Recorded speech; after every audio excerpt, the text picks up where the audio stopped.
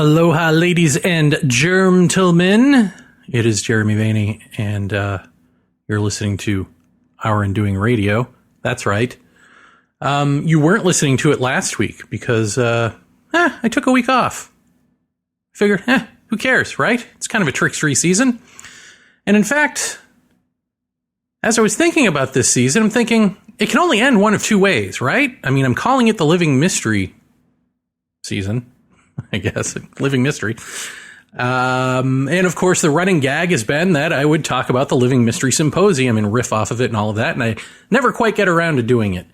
And in that running gag is this thread of the trickster. And so it's obvious to me that this season can only end one of two ways. Either I finally address the Living Mystery Symposium, I finally, in these final two episodes, do that, or I do a two-part interview with trickster theorist George Hansen. Let's go! Wow, ladies and gentlemen, it is my honor, my pleasure to finally welcome to Our Undoing Radio the one, the only, you've heard about him. He's a man of myth and lore, literally and figuratively. George Hansen. George, welcome to the program. Well, thank you, Jeremy. Well, first off, I need to apologize to you, believe it or not. This week, your Paratopia, the first episode that you appeared on Paratopia, airs on Friday. And I didn't realize, just how much I didn't get the trickster theory. I may not even understand it all now, but I really didn't get it. And I feel like I was hostile in that interview. And so my apologies, George. Oh, how things have changed. well, I don't remember it, but no, it's very difficult to grasp. So, you've grasped, just in my conversations with you, you've grasped it far better than most. No, it is not an easy thing to grasp. So don't worry about that. Okay. You don't need any. No, well, I rescind my apology. I'll save it for someone else. Okay. Well, and then the other thing, maybe I need to apologize to Trickster. I feel like the more I listen to people talk about Trickster, and I'm guilty of this too, it almost becomes this thing of just superstition. Like any little thing that happens to you, any synchronicity, any weird thing, you just go, oh, Trickster. But that's not really it, is it? Can you, I'm sure you're sick of defining trickster, but I don't know, in some brief way, talk about what your trickster theory is? Okay, it's not an easy thing to grasp. First of all, I will say outright, and so it's well recognized, it is an ambiguous concept. So I give sometimes three definitions. First of all, it's a character type found in mythology and folklore worldwide. There are, I think, over 100 such figures that have been identified. So you find it, thousands of years ago, and in what we used to call primitive tribes. So it's been around a long, long time. Now, it's also can be considered a collection of abstract qualities or an archetype. And the qualities of this being or this figure, disruption, deception, taboo violation, supernatural powers, social marginality, outsiderhood, ambiguity, boundary crossing. So a lot of things that tend toward ambivalence and ambiguity. That's part of the nature of this creature, whatever it is. And in a more abstract terms, the trickster can be considered a combination of opposites, especially extreme opposites. And that was formulated by Carl Jung. So, and that's one of the approaches that I take on it, but there are a variety of ways of looking at the trickster and trying to understand the trickster. So I don't know if this is sufficient, so ask me another question. Well, yeah, it is sufficient. I guess the other complementary question to that is, have you seen anything over the years that people have been attributing to trickster that isn't it? Like, do people get it wrong in some ways? Well, it's hard to get it completely right or completely wrong. So, like, these paranormal phenomena have sort of a fleeting quality in many cases. And it's often difficult to determine if a particular instance is really paranormal, or it's misperception, or someone's playing a trick, or it was just simple coincidence. There are cases where the phenomena seem to grow, in which case the one becomes more convinced that there is something paranormal or some kind of trickster energy or intelligence there. So yeah, it's inherently ambiguous. But if you analyze the real world, and even language or physical reality, there's a lot of ambiguity there, and ambiguity in human communication. Mm-hmm. So that's where the trickster seems to reside. But there are times when things become more ambiguous, and I think we've talked a little bit before this conversation about now is a trickster era or period. We have a lot of ambiguity. Who do we believe? Who do we trust in the national news? Things are being turned upside down. What we used to think would be right is now considered by many people wrong. So here we have, I think, a real exemplary case of the trickster, and we are living in it right now. It's not comfortable, and it's disruptive, and it can be damaging. So there are reasons people want to hedge off and limit trickster-type phenomena, because it is, in some cases, pathological. So, is there a difference in the way that trickster, influences or interacts or is with people individually as opposed to a society? The abstract qualities are generally similar in both the collective or the larger society and the individual. You've got ambiguity, you've got deception. A person can be deceived or could be a deceiver, so you have a certain trickster aspect right there. There's ambiguity in trying to understand what's going on. And in these cases, well, today, for instance, do we have clear boundaries for our nation? People are saying, people can immigrate at our southern border and just come across with no problem. Tricksters cross boundaries, and they kind of blur boundaries. So we're seeing that as a nation state happen right now. Do we have a very easily identified nation? Some people would say, no, we don't, because people can cross the border with impunity. Just as an example. Mm-hmm. And then how we interpret what's going on today depends on where one starts. For instance, there's recently, there was, in the last year, we've had a number of riots and arson and looting in major cities. Today, and the FBI and the Justice Department had very little to do with that. Sometimes they intervene, but not too often. More recently in the news, there are the Justice Department is calling attention to domestic terrorism. What they're calling domestic terrorism is parents at PTA meetings voicing real complaints about how their children are being taught. So again, we see a very dramatic wait, shift. George, that's not what domestic terror. These people are shouting and threatening based on a lie of some law theory being taught to their 3-year-olds or whatever. It's like nonsense. Well, it is the critical race theory. Yeah, is highly controversial. And the Attorney General did issue some kind of statement about using the word domestic terrorism or something close to that. So those are basically local issues. So what we've got is the establishment intervening in things that are typically local. So I don't think that's needed. Maybe it is in some cases, but usually you've got local police forces that take care of that.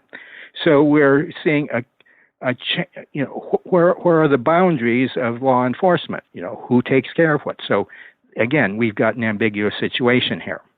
So I'm just going to ask, what happens with Trickster when liminality is the everyday case and when marginal people are the ones with the power? Okay. Fairly quickly, a totalitarian condition or state will be imposed, because the society cannot withstand too much liminality, too much change, too much flux, especially when there are these inversions, when the margins become central. Now, in centuries past, there would be carnivals where people could let loose, and that would kind of diffuse things. And then after the end of the carnival, things would be put back, and you would have the normal behavior. In carnivals and Feast of Fools, the pauper would become king for a day. The king might be considered a low-class citizen for a day. So here we don't have that. We don't have that kind of safety valve. So what is particularly dangerous about these kinds of conditions is there will be a call for more order imposed, and that generally is pretty extreme. So you go from one extreme to another. So that's one of the dangers of these kinds of liminal situations. Typically, liminal situations like initiations for young people were pretty extreme rituals, and they would undergo certain ordeals. And during those times, they might be allowed to pillage at will. And then at the end of the ritual would be closed, and society would go back to its normal order. We don't have that kind of mechanism to take care of that today in these dramatic changes. So it's a dangerous period. People are upset. The level of anxiety is considerably higher than I've seen it, I think, in my lifetime. So in a sense, is it fair to say that Trickster is, or at least a Trickster type moment in our lives, is a sort of chaotic moment that comes about through a pattern? Well, it's certainly a chaotic moment. What you see is when you've got reversals of hierarchies. Say, one of the things we see recently is the UFO phenomena has been given enormous attention in the mainstream media. 5 years ago, it was typically sneered at. It was laughed at. Wasn't taken seriously. So we see that has changed dramatically. We see the same thing back in the 1960s. There was a huge upsurge in UFO reports. There was what was called a pandemic UFO wave between about 1964 and 68. And if you go to Google Ngram Viewer, you can plot the word UFOs, and you will see a big spike there. So we're seeing a similar thing. And we saw social unrest back in the late 60s, which was parallel with what we see with today. So we have both the UFO phenomena and unrest, political unrest, and they're occurring at the same time. That's not an accident. You can go back 100 years and see much the same thing.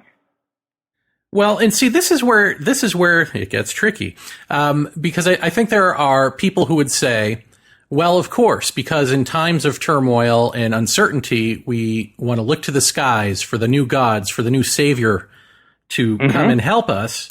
But, yes.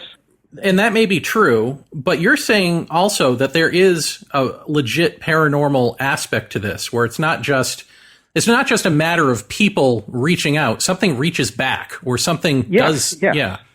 Yes. No, there are, I would argue, are disembodied consciousnesses out there. You could call them spirits or whatever. There seem to be some kind of intelligence, perhaps low level, but that can interact with humanity. And we don't have direct physical access to them. Spirits and gods have been reported for thousands and thousands of years. They're not new. and they do manifest. Our religions are filled with these kinds of stories.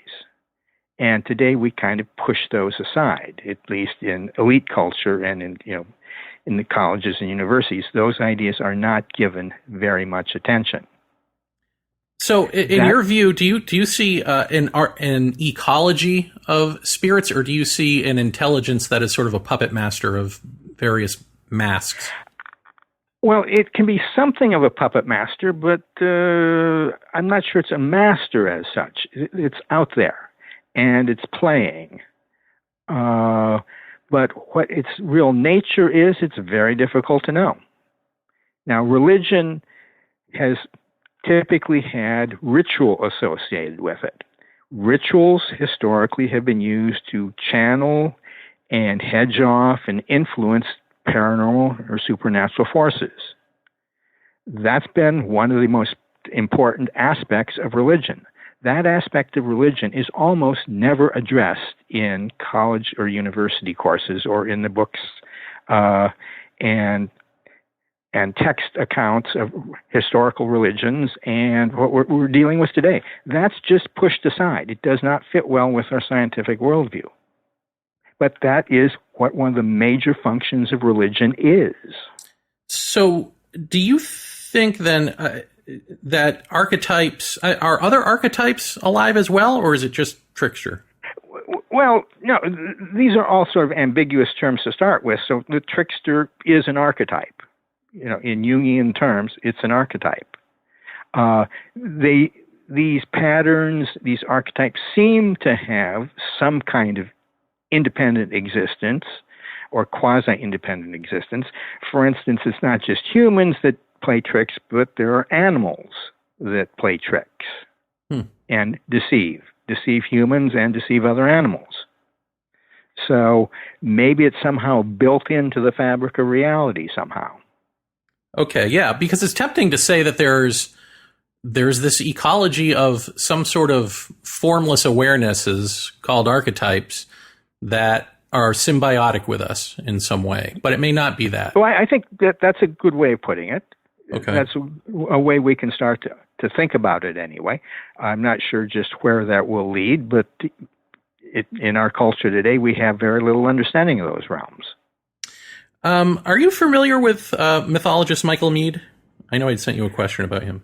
I am not. I looked up one of the other people you mentioned, but I did not get around to checking out what he had written. I guess it's not super important, except just to note that he spent much of his career, or he's still spending his career, trying to sort of steer us away from the hero's journey. Okay. Yeah, into that of the journey of the genius.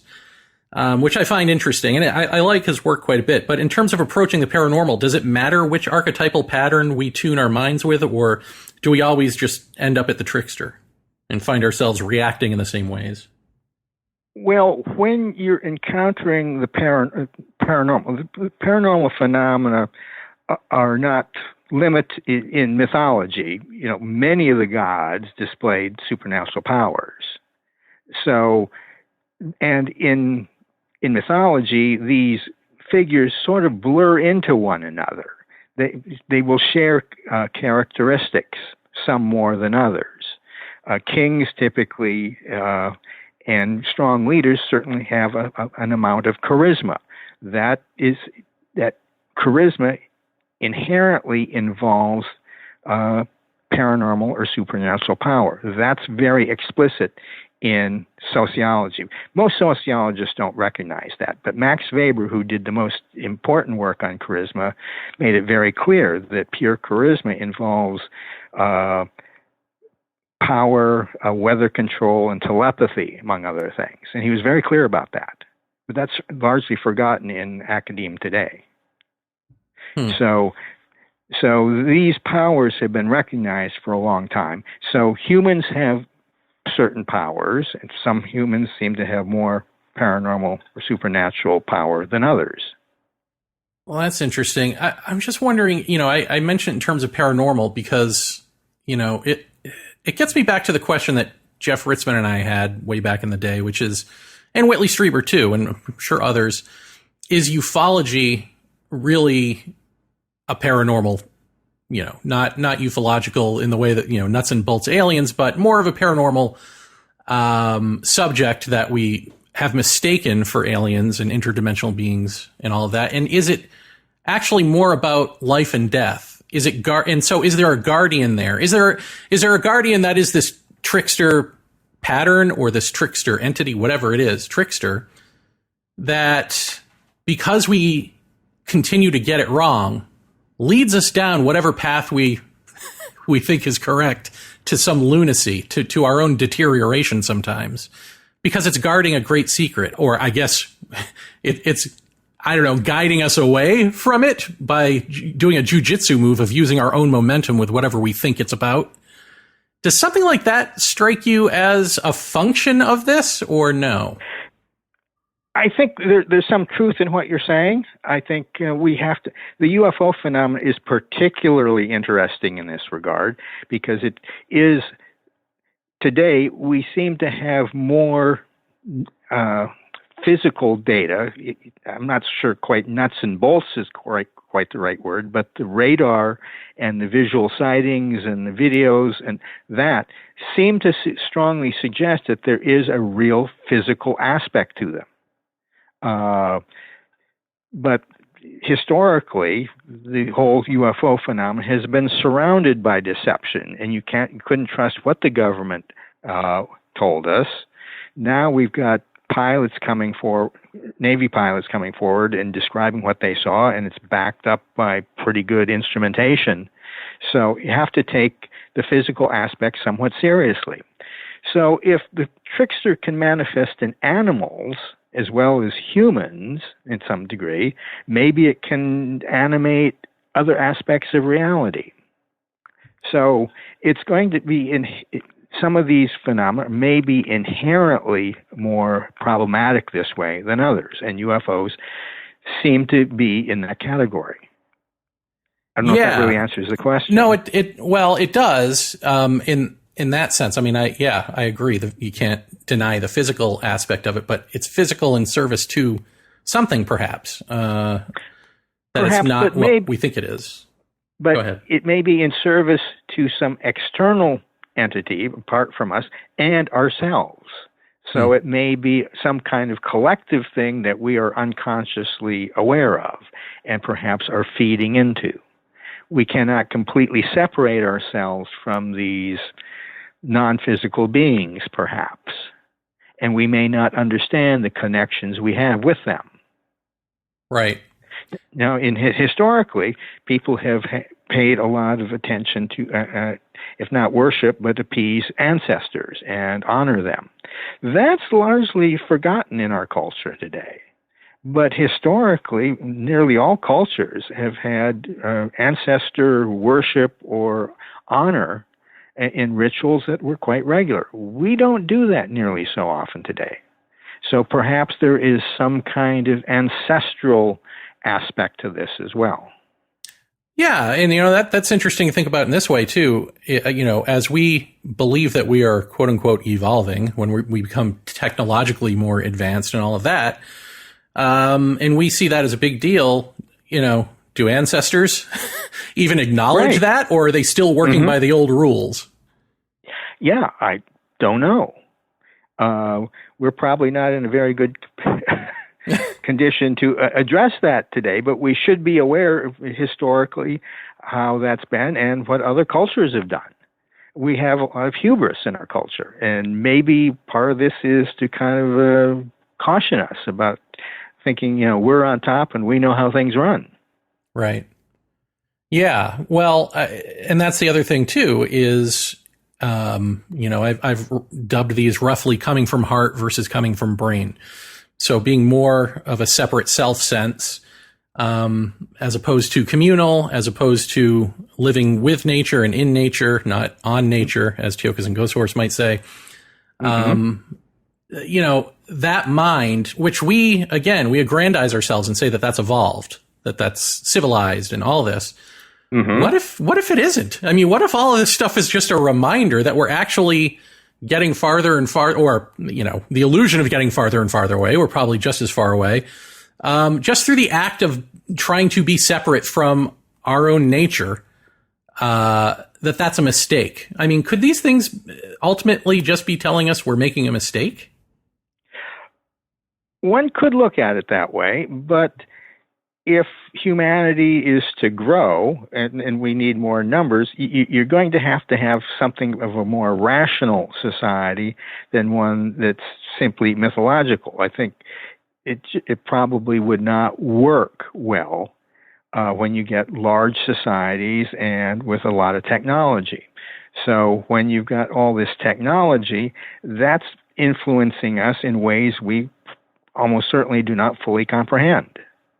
In fact, there is transhumanism, and when you bring technology into the human body, which we are doing more and more and more of, perhaps we don't recognize the implications of that. Yeah, well, and also, as far as Trickster goes, and the paranormal, it doesn't seem to matter. Like you can have paranormal events happen to you on the computer. You can have those moments. And in terms of UFOs, these silly little cat and mouse chasing things that have been going on forever with airplanes is toying with you. It doesn't matter how fast your jet can go. This thing is going to stay ahead of you. So there is something about just telling us, like, your technology is irrelevant in some sense. Your technology isn't grand. Well, it could be telling us that, or it could be simply cockroaches coming out for some whatever reason. I think John Keel called UFOs cockroaches of the universe, and they may not be fully aware of what they're doing. They may have detected our nuclear blast or something, got a little excited, and are kind of looking around. We can suggest, that these are highly intelligent beings. Maybe they're not. Maybe they're more like cockroaches, and they heard some explosion, or they picked up something telepathically that alarmed them, and they're starting to swarm. Well, I don't know. Do you have, you've looked at this far deeper than anyone I know. I mean, do you have a way that you're leaning? No, I don't. I'm sitting back trying to theorize about what's happening, and my theory, I'm hoping, will help explicate and call attention to aspects that other people are not paying attention to, and offer other suggestions as to what the nature of these phenomena might be. There are a lot of people working on related topics, but they almost never come together. And academia is very bureaucratized. You've got the humanities, you've got the social sciences, you've got the science and engineering and other fields, and they don't talk to each other very often. And when they do, they're looked down upon. To rise well in academia and in the sciences, you've got to pay attention to what's going on in your field. That does not foster cross-fertilization among disciplines. So the way we are set up and the way our organizations are set up tend to limit more creative aspects.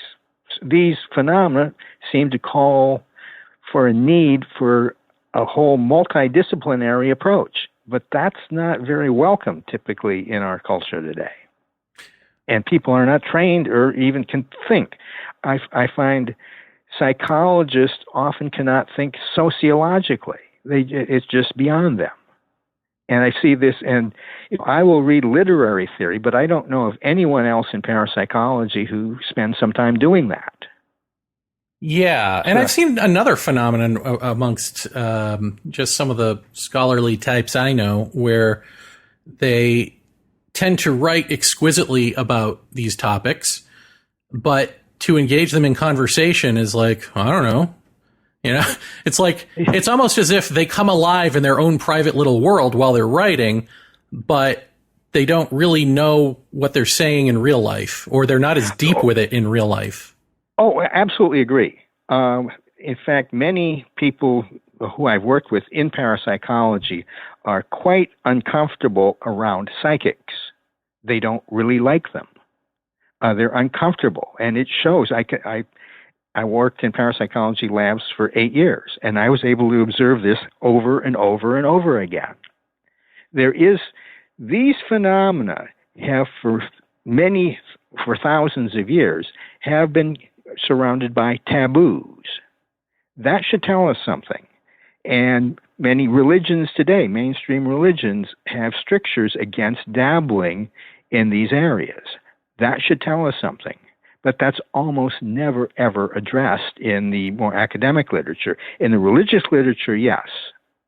But that's just to the masses. The elites don't have to worry about that. So they are missing something, I think, very fundamental. These phenomena have been recognized as dangerous. That's largely forgotten today, but it emerges unconsciously. So there is this reaction against these phenomena and trying to dismiss them to make the world safer. And that's where we end it for now. But we will be back next week with the riveting second half of this interview with George Hansen. And also, at the end of that, there will be a kind of a half-hearted surprise announcement. Less something that's going to happen, more a possibility of something in the future. But if you're still hankering for Hansen, and you're like, drat, I can't wait. On Friday, as stated in the interview, it will be George Hansen's first appearance on Paratopia.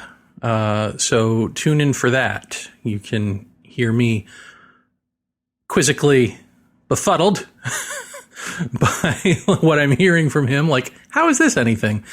At the same time, you hear Jeff Ritzmann. You can all but hear Jeff Ritzmann have a light bulb go off in his head. I'm sure that's more of a visual, but for some reason you can almost hear it. Where it really clicks with him, and it's a big aha moment for him. And my aha moment with the trickster theory would come later. In any event, thank you for listening. I hope you've enjoyed this trickstery season thus far. We will conclude it next Tuesday. Take care, everyone.